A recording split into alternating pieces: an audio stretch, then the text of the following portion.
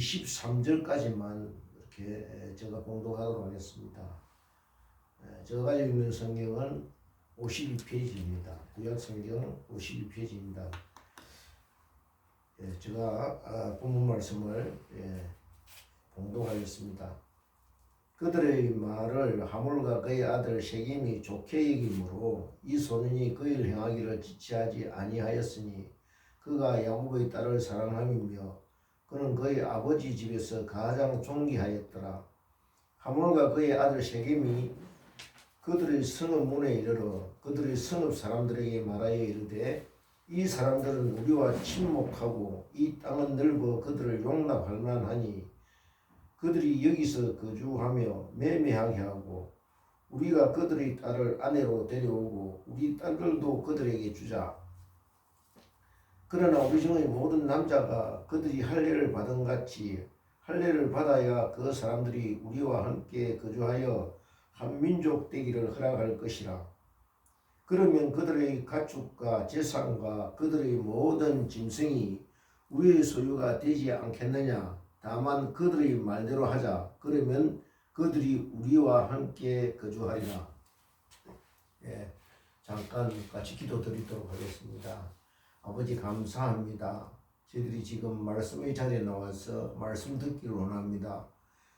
주님, 우리 속에 거짓과 탐욕과 또 분노가 때로는 우리를 힘들게 하고 우리를 하나님의 사람이 아니라 믿음의 백성이 아니라 세상 백성으로 그렇게 살도록 그렇게 함부로 우리를 유혹하고 때로는 우리를 내모입니다. 주께서 말씀을 통하여 이 시간 저희들에게 하나님의 영으로 지배하여 다스리고 지배하여 주시어서 우리가 하나님이 부어주시는 그런 은혜와 사랑으로 인하여 평화의 사람이 되게 하시고 말씀의 능력을 입어서 주님 우리에게 주신 그런 현신과 사랑의 사람으로 변해갈 수 있도록 주께서 함께하여 주시옵소서. 말씀이 우리를 온전히 지배하는 이 시간이 될 수 있게 하시고 말씀 안에서 우리가 안식을 누리는 하나님의 참 평안을 누리는 시간 될 수 있도록 함께하여 주시옵소서. 부족한 것이 없으니 주께서 함께하여 주시옵고 주의 능력으로 주님 다스려 주시옵소서. 감사드리옵고 예수님 이름으로 기도드리옵나이다. 아멘.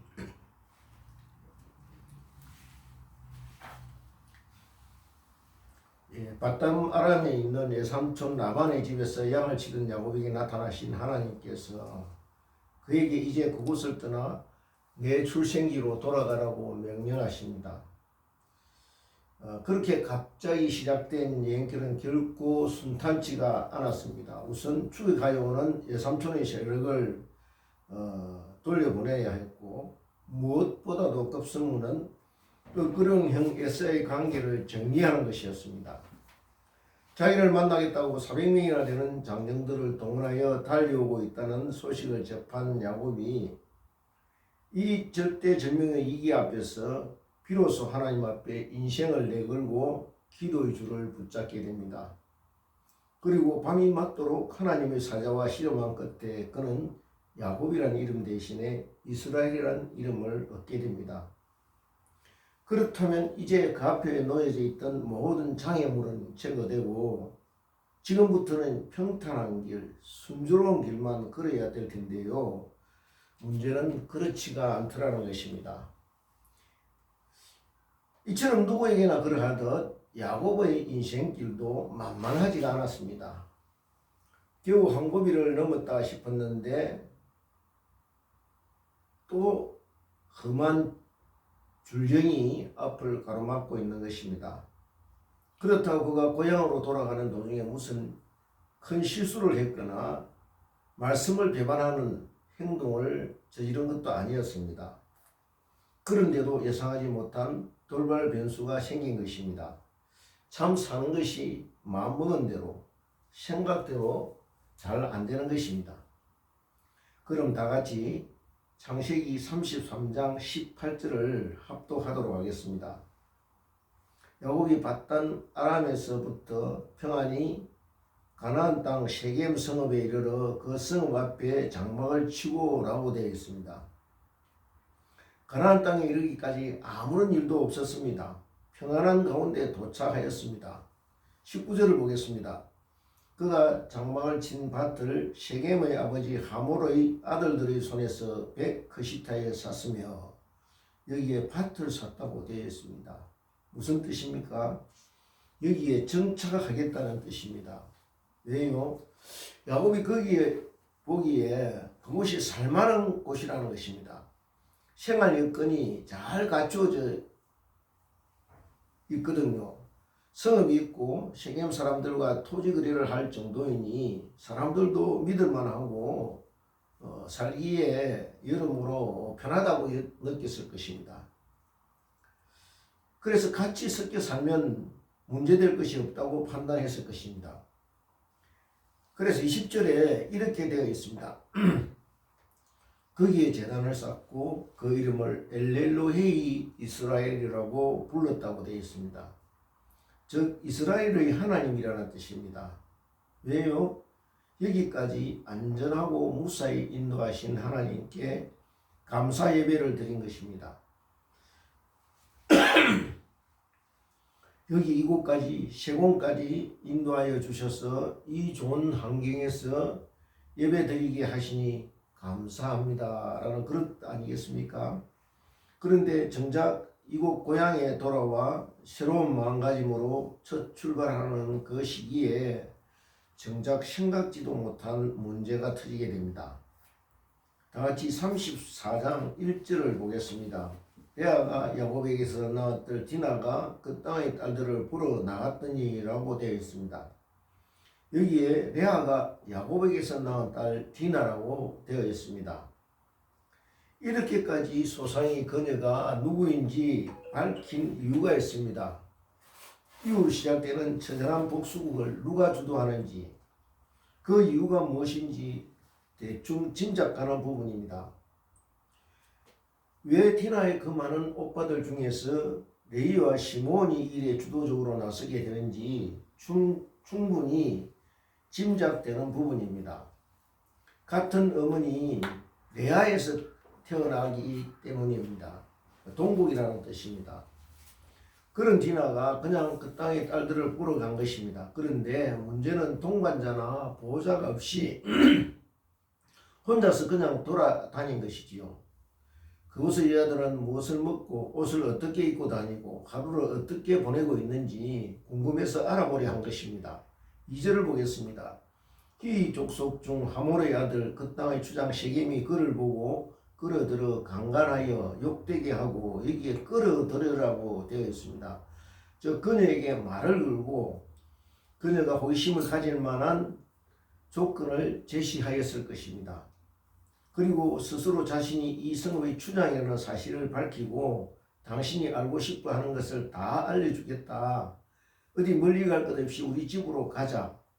그러면 우리가 어떻게 사는지 그것을 그대로 볼 수 있다고 유혹했을 것입니다.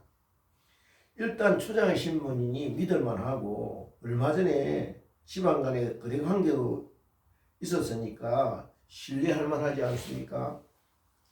그런데 그렇게 집으로 끌어들여서는 강제로 그녀를 범하게 된 것입니다. 그리고 나서는 그의 아버지 하몰을 통하여 야곱에게 청혼을 하게 된 것이지요. 아마 세겜이 그녀를 강제로 그렇게 한 것은 야곱이 예지에서 들어온 사람들이고 또 그것의 풍속이나 성문화가 그렇게 해서라도 마음에 드는 여인을 우선 억지로 범하고 나서 나중에 청혼을 하면 그냥 유야무야 넘어가게 되는 것이 갈래 비슷하게 되어 있는지도 모르겠습니다. 어쨌든 결혼 정년기 여성을 보호자도 없이 낯선 곳에 혼자 돌아다니도록 내버려 둔 가장 야곱의 책임도 다분히 있는 것 같습니다. 큰 고비도 넘겼습니다. 말씀대로 무사히 돌아왔습니다. 그리고 예배까지 드렸습니다.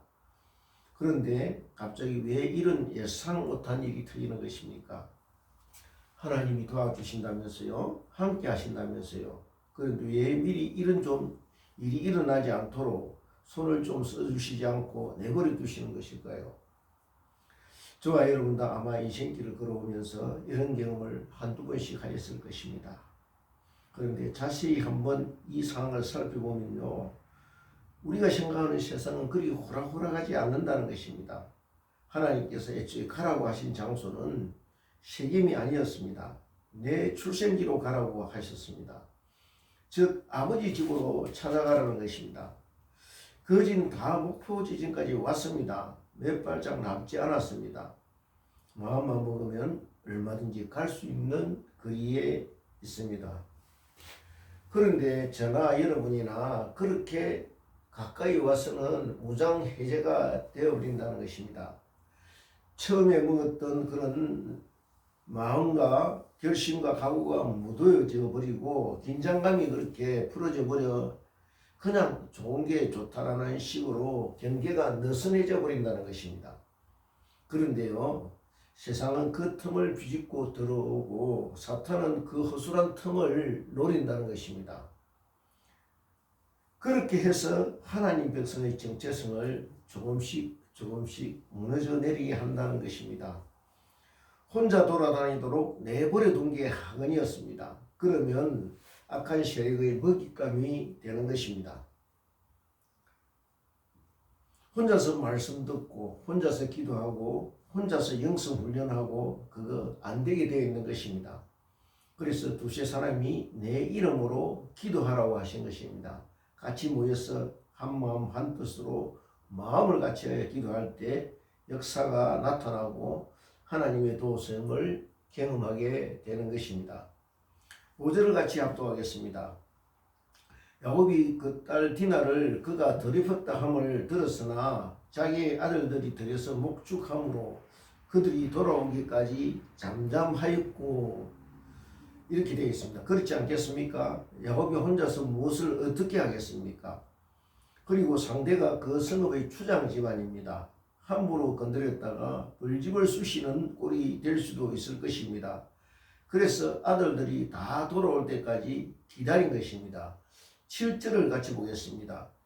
야곱의 아들들은 들에서 이를 듣고 돌아와서 그러니까 야곱이 들에서 양을 치고 있는 아들들에게 이 사실을 알린 것이지요. 그리고 이 소식을 들은 아들들이 바로 집으로 돌아왔다는 것입니다. 그래서 그들 모두가 근심하고 심히 노하였다고 되어 있습니다. 무엇을 말하고 있습니까? 그냥 걱정하고 노하기만 하였다는 것입니다. 이를 어떻게 해결할 것인가?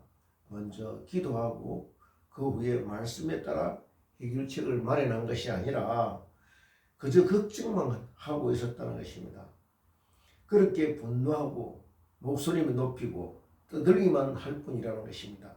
그러면 어떻게 됩니까? 가라앉힐 수 없는 분노는 점점 더 폭발력이 강해지는 것입니다. 마치 어떤 물체의 압력이 높아지게 되면 그 폭발력이 강해지듯이 안으로 누르게 되면 그 쌓인 에너지는 힘이 더 강해질 뿐이고 높아져 갈 뿐입니다. 이대로 안 된다. 우리 집안을 어떻게 보고 이런 짓을 한 거야. 다 같이 힘을 합쳐 본때를 보여줘야 한다. 저마다 목소리를 높이게 되겠죠. 그렇게 되면 분노의 감정이 이성적인 면을 앞지르게 되는 것입니다. 지혜롭고 현명한 해결책이 마련되는 것이 아니라 힘과 폭력에 의한 방법으로 밀어붙이자 하는 강성의 목소리가 모든 상황을 이기게 된다는 것입니다. 그래서 분노를 흔히 불길같이 타오른다고 합니다. 한번 불이 붙기 시작하면요, 걷잡을 수 없는 모든 것을 태워버리기 마련입니다. 그래서 분노 조절이 잘 안 되어 망하는 사람도 있고 실패하는 사람도 있음을 보게 됩니다. 가만히 보면 분노와 다투면 문제 해결을 더 어렵게 만들고 관계를 더 꼬이고 힘들게 만듭니다. 문제는 분노를 조절해서 사그라지게 하는데 그게 마음대로 되지 않는다는 데 있습니다. 어떻게 해야 되겠습니까? 다 같이 잠언서 16장 32절을 같이 합독하겠습니다.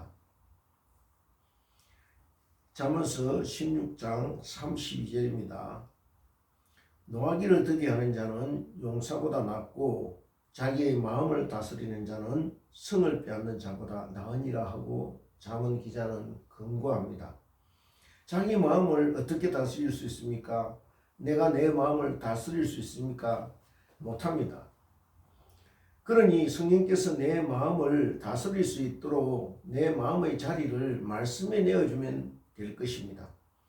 내 마음의 주인이 내가 되려고 할 때 잠깐 심호흡을 크게 하여 그 상황을 한 템포 늦추고 내 안에 계시는 성령님께서 무슨 말씀을 하시려는지 귀를 기울여 들으려 하면 될 것입니다. 무엇보다 예수님은 나는 마음이 온유하고 겸손하니 나의 맹해를 메고 내게 배우라고 말씀하셨습니다. 그리하면 너희 마음이 힘을 얻을 것이다 라고 하셨죠. 그렇게 예수님을 배워가다 보면 조금씩 마음의 평안을 되찾게 될 것입니다.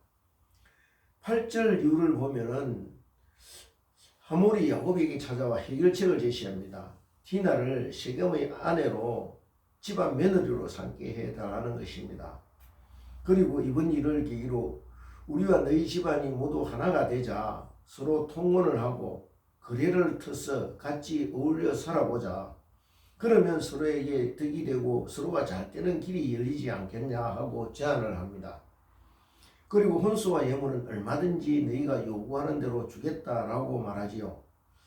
언뜻 들으면 참 좋은 조건입니다. 귀가 솔깃해지는 말입니다. 그런데 생각을 한번 해보십시오.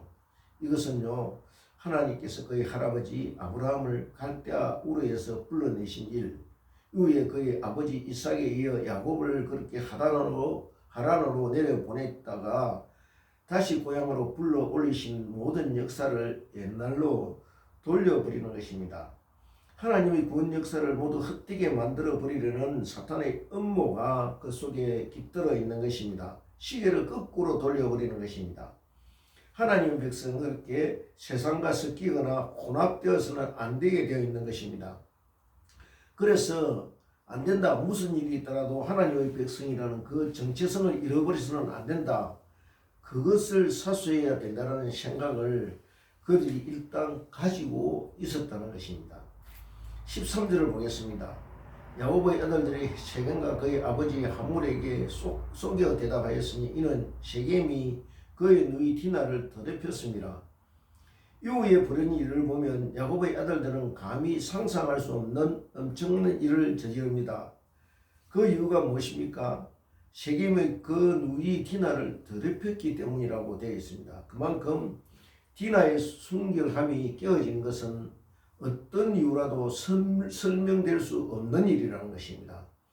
그만큼 여성의 순결성을 소중하고 귀중하게 본 것입니다. 뒤에 리아와 시몬이 말을 들어보면 알게 되지만 그들이 분노한 것은 누이 동생 디나를 장녀 취급하듯이 함부로 다루었다는 것입니다. 그래서 그 일을 응징하기 위해서는 무슨 짓을 해도 다 용납된다라고 생각하게 된 것입니다.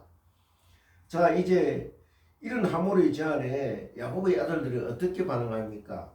할례 받지 아니한 자들에게 우리 누이를 줄 수 없다라고 합니다.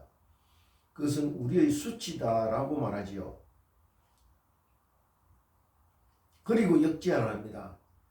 만일 너희가 다 할례를 받고 우리와 같이 되면 이 결혼을 허락하겠다라고 말합니다. 그렇지 않으면 우리 딸을 데려가겠다고 강력한 입장을 보입니다. 그러자 그들의 말을 들은 하몰과 세겜이 어떻게 나옵니까? 그 일 행하기를 지체하지 아니하였다고 되어 있습니다. 왜요? 그가 디나를 사랑했기 때문입니다. 그리고 이 일을 그의 집안뿐만 아니라 세겜 성읍에 가는 모든 주민이 참여하도록 설득합니다. 22절과 23절을 같이 합독하겠습니다. 그러나 우리 중의 모든 남자가 그들이 할례를 받은 것 같이 할례를 받아야 할 것이라.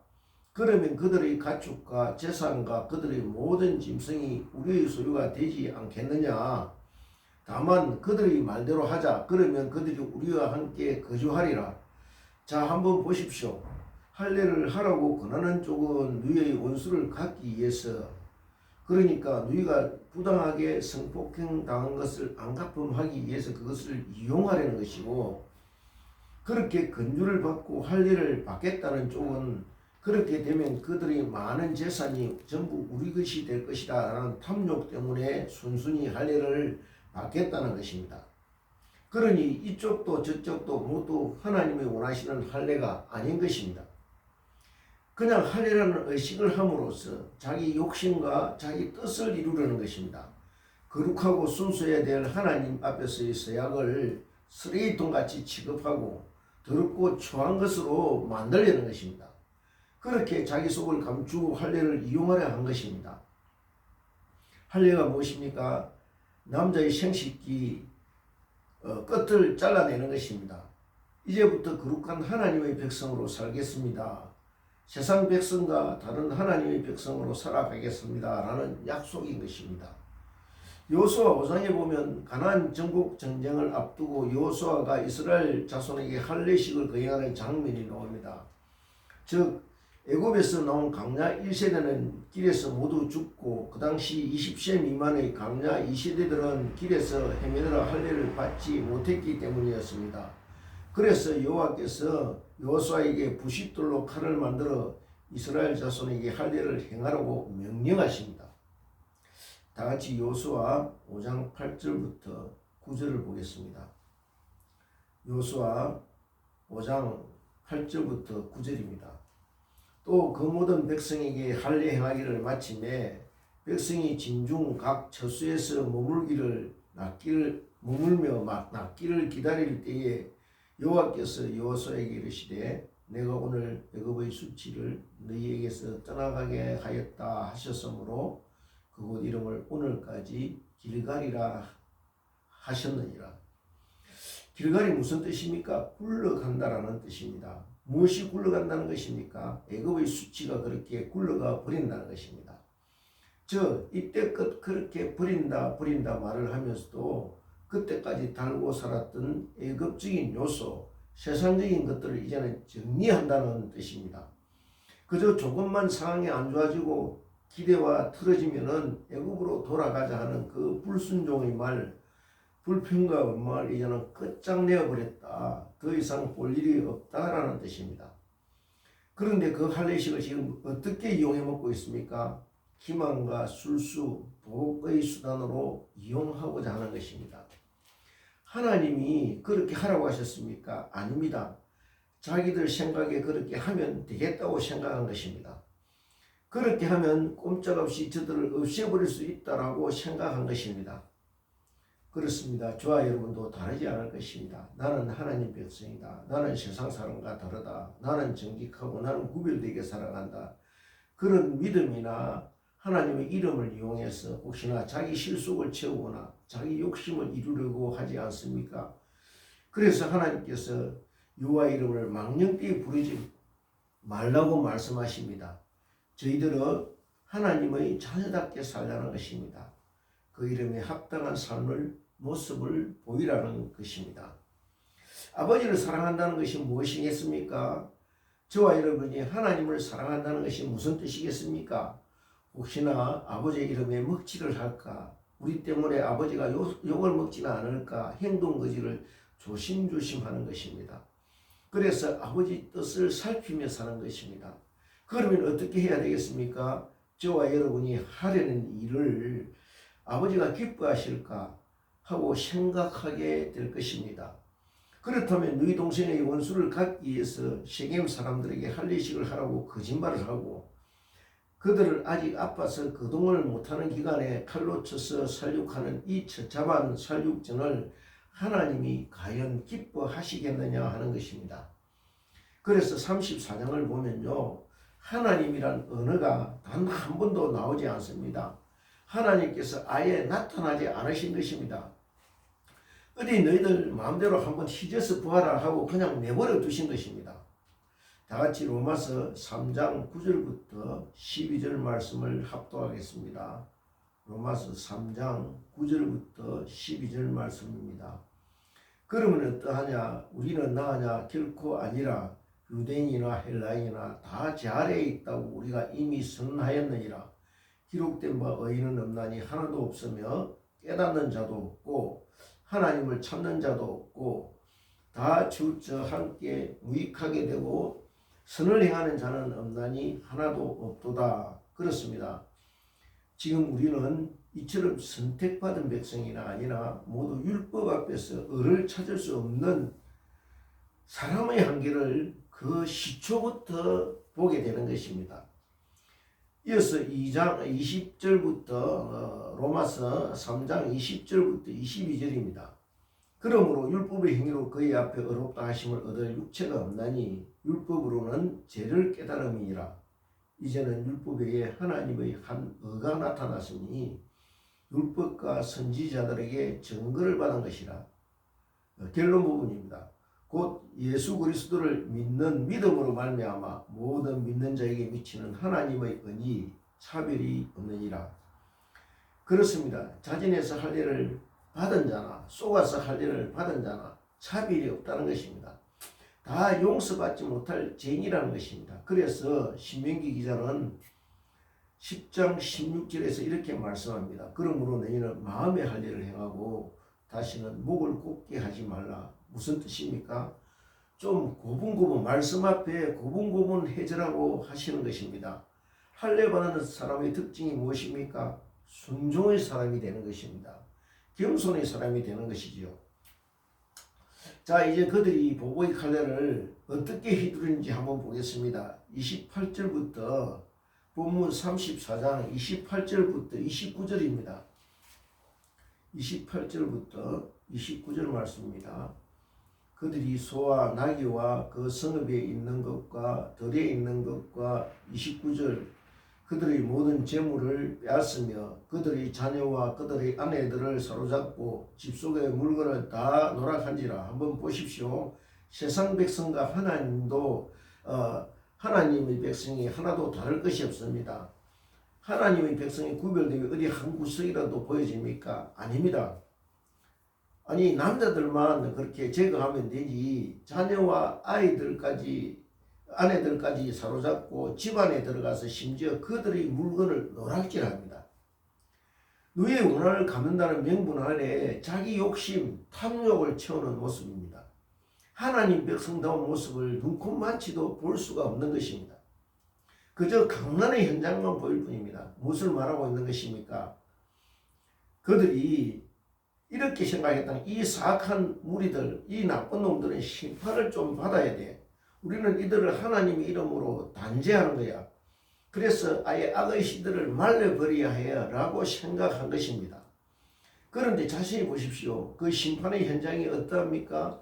거짓과 살육과 탐욕이 난무합니다. 무엇을 뜻합니까? 이것이 사람이 사람을 심판하는 현장이라는 것을 적나라하게 보여주고 있다는 것입니다. 창세기 이전에 저와 여러분 이렇게 말씀하시는 것입니다. 사람은 심판의 주제가 되어서는 주인이 되어서는 안 된다. 주인이 될 수 없다. 심판의 참 주인은 따로 계시고 그리고 그 심판의 방법도 인간이 하는 것과 달라야 한다. 즉 그 심판의 주인은 자신이 인간을 대신하여 직접 심판의 대상이 되는 방법을 택하게 될 것임을 암시하고 있는 것입니다. 왜요? 심판하는 사람을 계속 내버려 두면 인간은 결국 보복의 악순환으로 망할 수밖에 없는 존재라는 것입니다. 이 학살의 현장이 오죽했으면 야곱이 자기 아들들을 나무랍니다. 30절입니다. 야곱이 시몬과 레에게 이르되 너희가 내게 화를 끼쳐 나로 하여금 이 땅의 주민 곧 가나안 족속과 브리스 족속에게 악취를 내게 하였도다. 나는 수가 적은즉 그들이 모여 나를 치고 나를 죽이리니 그러면 나와 내 집이 멸망하리라. 참 한심한 모습입니다. 자기 아들들이 그렇게 난장판을 벌리도록 내버려 두고 있더니 가만히 보니 이건 너무했다 싶어서 고안이 두려워지기 시작하고 걱정이 되니 이거 가난한 부족들이 우리 집안을 그냥 두지 않겠다. 자칫하면 집안이 풍지박산 나겠다라고 걱정을 늘어놓고 있는 것입니다. 그렇습니다. 34장 전체 줄거리를 살펴보면요. 집안의 가장으로서 야곱의 역할을 전혀 찾아볼 수 없습니다. 그가 중심을 잡고 해결책을 제시하거나 하나님의 뜻을 물어서 어떻게 하라고 아들들에게 전달하거나 하는 모습, 가정 공동체의 리더로서의 역할을 찾아볼 수가 없는 것입니다.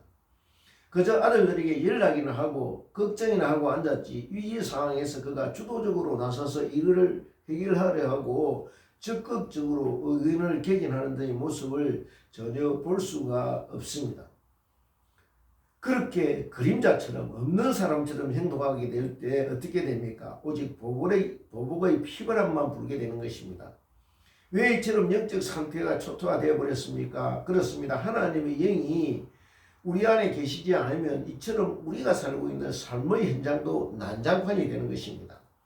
이처럼 저와 여러분이 감정에 사로잡혀서 끊임없는 보복의 악순환에 시달리게 되는 것입니다. 그러면 근심 걱정이 떠날 날이 없게 되는 것입니다.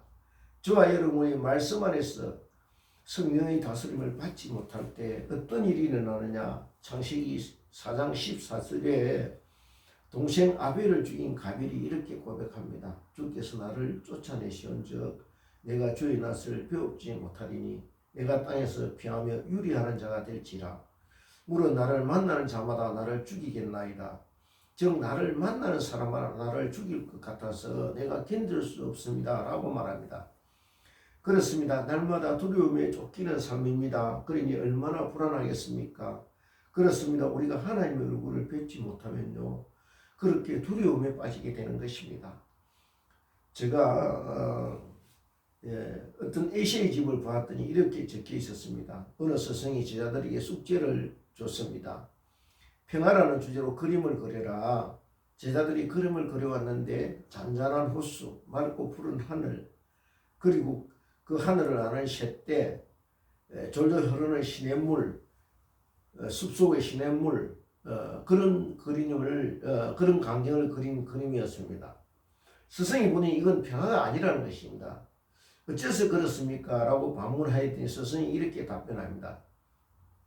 이런 평화는 폭풍이 한물 불며 깨어진다는 것입니다. 즉 제자들은 전부 평화를 어떤 상태로 본 것입니다. 평온하고 고요한 상태, 그래서 제자들에게 다시 그리게 합니다.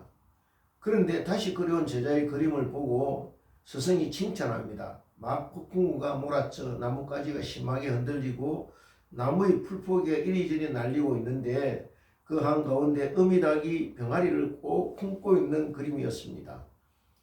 참된 평화는 상태가 아니라 관계 속에 있다는 것입니다. 폭풍우가 몰아치는 상태 속에서도 어미닭과 병아리의 관계 속에 평화가 깃들어 있다는 것입니다. 어떻게 그런 평화가 유지될 수 있는가? 사랑과 믿음을 통해서라는 것입니다. 새끼를 사랑하는 어미의 사랑, 그 어미를 절대적으로 따르는 새끼의 믿음, 그러므로 평화는 상태가 아니라 관계라는 것입니다. 예수님께서도 말씀하셨습니다. 천국은 너희 가운데 있다고 그렇게 말씀하셨지요. 그렇게 관계 속에 평화가 깃든다는 것입니다. 하나님과의 관계 속에 우리가 두려움을 느끼느냐 하면은 안식과 힘을 얻느냐, 이것을 말씀하고 있는 것입니다. 그렇게 평화가 사랑과 믿음의 관계라는 것을 알게 되면요, 그런 관계를 유지하기 위해서 필요한 것이 무엇인가? 다른 것 필요 없고요, 오직 헌신과 희생이라는 것입니다. 한번 보십시오. 그런데 여기 어디에 헌신과 희생이 있습니까? 여기서 우리가 디나를 위한 오빠들의 헌신과 희생을 단 한 올이라도 찾아볼 수 있습니까? 너희 동생 디나를 위해서, 위로하기 위해서 무엇을 했다거나 디나를 위해서 무슨 희생을 했다거나 하는 것을 찾아볼 수 없습니다.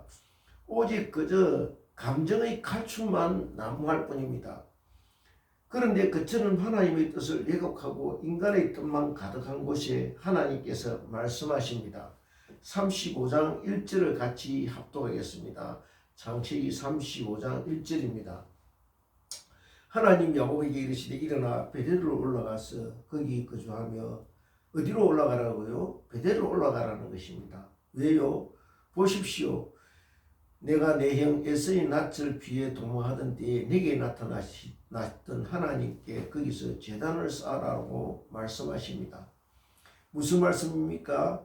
그 옛날 내가 살아계신 하나님을 배웠던 그곳으로 다시 가서 그 그 하나님의 의를 다시 배워라 라고 말씀하시는 것입니다. 거기서 제단을 쌓으라는 것입니다. 제대로 된 산예배를 드리라는 것입니다. 예배를 통해서 만났던 그 하나님을 다시 만나라는 것입니다. 자, 한번 보십시오.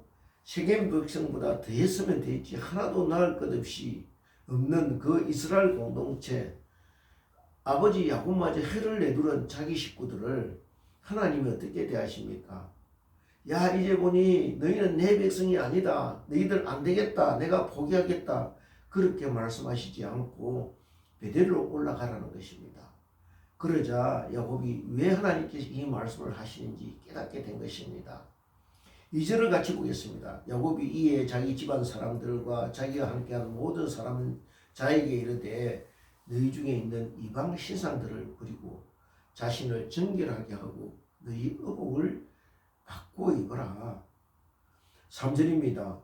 우리가 일어나 베델로 올라가자 내 환난 날에 내게 응답하시며 내가 가는 길에 나와 함께 하신 하나님께 내가 거기서 제단을 쌓으라 하노라 하며 그렇습니다. 이때껏 주렁주렁 달고 다니던 세상의 자랑들, 찌꺼기 불순물들을 다 청산하고 벗어버리라는 것입니다. 순수하지 못하고 세상에 있던 옷들을 벗어 던지라는 것입니다. 그렇게 한바탕 난리를 치고 천지를 진동하듯이 소용돌이를 일으키고 나서야 이제 깨닫게 된 것입니다. 아, 하나님께서 우리 가족 모두가 다시 새롭게 태어나기를 원하시는 것이구나. 내가 정리하고 아들들이 설치고 힘으로 강제로 다 때려 부수고 제거한다고 되는 것이 아니구나. 은혜의 말씀이 우리를 새로 다듬어 가는구나 하고 느끼게 된 것입니다. 그렇게 한없이 망가지고 그들나버린 우리를 버려두시지 않고 그래도 암탉이 병아리를 품듯이 안으시는 은혜와 사랑의 말씀이 있어야 우리가 아래서 깨어나듯이 그렇게 영적으로 깨어나게 되는 것이구나 라고 느끼게 된 것입니다. 제대로 된 길을 찾아가게 되는 것입니다. 그처럼 깜깜한 상황에서 전혀 존재감도 없이 그렇게 침묵하던 야곱이 이제 비로소 중심을 잡고 일어서게 되는 것을 보게 됩니다. 우리 하나님 앞에 새로 태어난 모습으로 다시 제단을 쌓자라고 예배를 주도하게 됩니다. 그러자 어떤 일이 일어납니까? 다같이 그들이 자기 손에 있는 모든 이방 신상들과 자기 귀에 있는 귀고리들을 야곱에게 주는지라. 야곱이 그것들을 세겜 근처 상수리 나무 아래에 묻고 그렇습니다. 세상적인 것들, 하나님 섬기기에 옳지 못한 것, 이질적이고 혼합적인 것들을 묻어버리는 것입니다. 그렇습니다. 저와 여러분이 있는 세상적인 것들, 자기 욕심, 탐욕, 옛자, 이처럼 원망과 불평, 원수 갖고자 하는 마음 모두 예수 그리스도의 십자가 앞에 묻어버리기 원합니다. 그럴 때 어떤 일이 일어납니까? 다같이 5절을 같이 합독하겠습니다. 그들이 떠났으나 하나님이 그 사명골로 크게 두려워하게 하셨으므로 야곱의 아들을 추격하는 자가 없었더라. 그렇습니다. 하나님께서 우리를 건드릴 자가 없도록 만드시는 것입니다. 여호와 하나님께서 저와 여러분에 의해서 만들어 가시는 그 안식과 평화를 감히 누가 깨뜨릴 자가 있겠습니까? 그러면 되는 것입니다. 왜 우리가 근심, 걱정, 불안과 두려움에 쌓이게 되는 것입니까? 우리 안에 없어져야 할 것이 자리하고 있기 때문입니다. 가라지와 썩는 나물들, 세상 잡것들이 자리하고 있기 때문입니다. 바라오께는 이제 이것들을 다 정리하고 오직 내 안에 예수님만 모시고 가는 인생길이 되기를 소원합니다. 그럴 때 저와 여러분의 앞길이 감히 가로막는 자가 없을 것입니다. 탄탄제로 일사천리 영광과 복된 길이 되어질 것입니다. 우리 모두 이 영광의 길을 끝까지 믿음으로 달려가는 복된 하나님의 자녀들 다 되시기를 주님의 이름으로 축원드립니다. 아멘. 아멘.